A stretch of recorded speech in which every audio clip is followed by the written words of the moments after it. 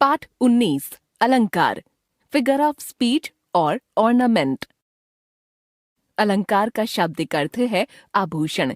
जिस प्रकार आभूषण किसी की शोभा बढ़ाते हैं, उसी प्रकार काव्य को सुसज्जित करने का कार्य अलंकार करते हैं। अलंक्रियते इति अलंकार यानी सजाता है, इसलिए अलंकार है। अतः हम कह सकते हैं काव्य की शोभा बढ़ाने वाले तत्व अलंकार कहलाते हैं। इससे कभी भाषा में तो कभी शब्दों में, कभी अर्थों में तो कभी शब्द और अर्थ दोनों में सौंदर्य उभरता है। इसलिए अलंकार मुख्यतः दो प्रकार के होते हैं, शब्दालंकार, अर्थालंकार। शब्दालंकार, जहाँ काव्य में शब्दों के माध्यम से चमत्कार उत्पन्न होता है, वहाँ शब्दालंकार होता है। यदि वहाँ शब्द बदलकर उसका समानार्थी पद दे दिया जाए तो चमत्कार प्रतीत नहीं होता। अनुप्रास, यमक, श्लेष आदि प्रमुख शब्दालंकार हैं। अनुप्रास अलंकार, जहाँ काव्य में समान वर्णों की आवृत्ति एक से अधिक बार हो, कोई वर्ण एक बार या अनेक बार पुनः दोहराया जाए, उसे अनुप्रास अलंकार कहते हैं।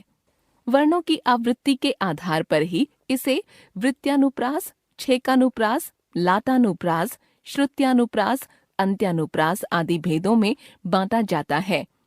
उदाहरणार्थ, चारुचंद्र की चंचल किरणें खेल रही थीं जलथल में।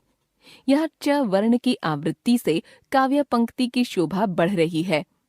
अन्य उदाहरण में त वर्ण की शोभा दर्शनीय है। तरनी तनूजा तट तमाल तरुवर बहुछाए। यमक अलंकार, जब किसी कविता में एक शब्द एक से अधिक बार प्रयोग हो पर हर बार इस शब्द का अर्थ भिन्न हो, तो वहाँ यमक अलंकार होता है। जैसे तीन बेर खाती थी वे तीन बेर खाती है। यहाँ बेर शब्द दो बार प्रयुक्त हुआ है पर अर्थ भिन्न है। पहले बेर का अर्थ है बारी, दूसरे बेर का अर्थ है बेर फल, अतः यह यमक अलंकार का उदाहरण है। अन्य उदाहरण देखिए, काली घटा का घमंड घटा। यहाँ घटा शब्द का दो बार प्रयोग हुआ है पर अर्थ भिन्न है। पहले प्रयुक्त हुए घटा शब्द का अर्थ है बादल तथा दूसरे घटा का अर्थ है कम हुआ, अतः यहाँ यमक अलंकार है। श्लेष अलंकार, श्लेष का शाब्दिक अर्थ है चिपका या जुड़ा हुआ, अर्थात जहाँ एक ही शब्द एक से अधिक अर्थों में प्रयुक्त किया जाए वहाँ श्लेष अलंकार होता है। उदाहरणार्थ, मंगन को देखे पट देत बार बार। यहाँ भिखारी के संदर्भ में पट शब्द के दो अर्थ निकलते हैं, वस्त्र तथा कपाट, अतः यहाँ श्लेष अलंकार है। अन्य उदाहरण देखिए, जे रहीम गति दीप के कुल कपूत गति सोए। बारई उजियारो करई बढ़ई अंधेरो होए। यहाँ बारई और बढ़ई पद श्लिष्ट हैं।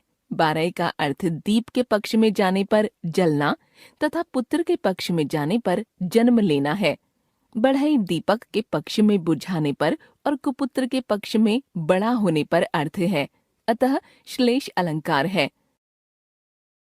अर्थालंकार, जिस काव्य में अर्थ के माध्यम से चमत्कार उत्पन्न होता है, अर्थात जिस कविता में विशेषता उसके शब्दों में न होकर उसके अर्थ में छिपी होती है, वहाँ अर्थालंकार होता है। उपमा, उत्प्रेक्षा, रूपक, अतिशयोक्ति, अन्योक्ति, मानवीकरण आदि ऐसे ही अलंकार हैं। उपमा अलंकार, जब दो व्यक्तियों या वस्तुओं के बीच अत्यधिक समानता के कारण तुलना की जाती है, वहाँ पर उपमा अलंकार होता है। उपमा के चार अंग होते हैं। उपमेय, जिसकी तुलना की जाए। उपमान, जिससे तुलना की जाए। समतावाचक शब्द सा, से, सी, सरिस, सम आदि। साधारण धर्म, जिस गुण विशेष के कारण तुलना की जाए। उदाहरण देखिए, हाय फूल सी कोमल बच्ची हुई राख की ढेरी थी। यहाँ पर छोटी बच्ची की तुलना फूल से की गई है। छोटी बच्ची उपमेय, फूल उपमान, सी वाचक शब्द और साधारण धर्म कोमल है। उत्प्रेक्षा अलंकार, जहाँ किसी विशेष गुण अथवा धर्म की समानता के कारण किसी रूप की कल्पना या संभावना की जाती है, वह उत्प्रेक्षा अलंकार होता है। इसमें वाचक शब्द जनु, जानो, मनु, मानो, ज्यों, जानहूं आदि होते हैं।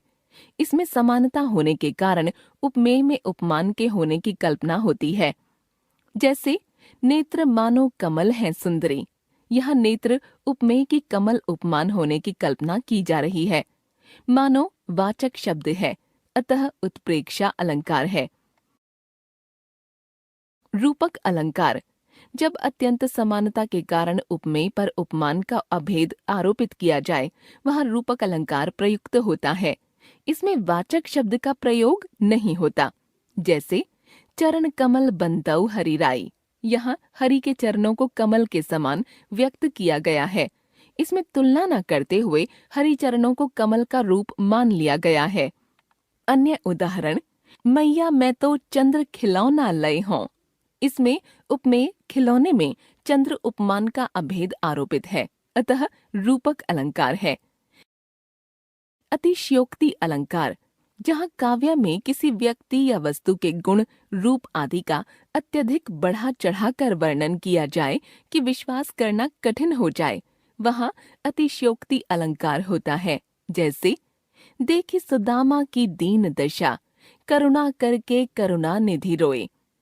पानी परात को हाथ छुओ नहीं, नैनन के जल सो पग धोए। इसमें सुदामा की दरिद्र अवस्था देखकर श्री कृष्ण का रोना और उनकी आंखों से इतने आंसू गिरना कि उससे पैर धोने के वर्णन में अतिशयोक्ति है, अतः यह अतिशयोक्ति अलंकार है। अन्य उदाहरण, जब तक राणा सोच रहा था, घोड़ा था उस पार। अन्योक्ति अलंकार, जब वाक्य में प्रयुक्त उपमेय का वर्णन किसी अप्रस्तुत उपमान के माध्यम से किया जाए, वहाँ अन्योक्ति अलंकार होता है। जैसे फूलों के आस-पास रहते हैं, फिर भी कांटे उदास रहते हैं। यहाँ फूल और कांटे की बात कहकर किसी अन्य के बारे में कहा गया है। मानवीकरण अलंकार, जब किसी काव्य में प्राकृतिक वस्तुओं जैसे पेड़, पौधे, बादल आदि में मानवीय भावनाओं का वर्णन हो, वहाँ मानवीकरण अलंकार होता है। जैसे मेघ आए बड़े बंठन के संवर के, यहाँ बादल के बहुत सज धज कर आने का वर्णन है। सजने संवरने की क्रियाएं मनुष्य द्वारा की जाती हैं, अतः यहाँ मानवीकरण अलंकार है। एक बार फिर से, अलंकार काव्य की शोभा बढ़ाने तथा उसे सुसज्जित करने का कार्य करते हैं। अलंकार मुख्यतः दो प्रकार के होते हैं, शब्दालंकार और अर्थालंकार। शब्दों के द्वारा काव्य में चमत्कार उत्पन्न करने वाले अलंकार शब्दालंकार कहलाते हैं। अनुप्रास, यमक, श्लेष आदि प्रमुख शब्दालंकार हैं। अर्थ की दृष्टि से काव्य में सौंदर्य और चमत्कार उत्पन्न करने वाले अलंकार अर्थालंकार कहलाते हैं। उपमा, उत्प्रेक्षा, रूपक, अतिशयोक्ति, अन्योक्ति, मानवीकरण आदि प्रमुख अर्थालंकार हैं।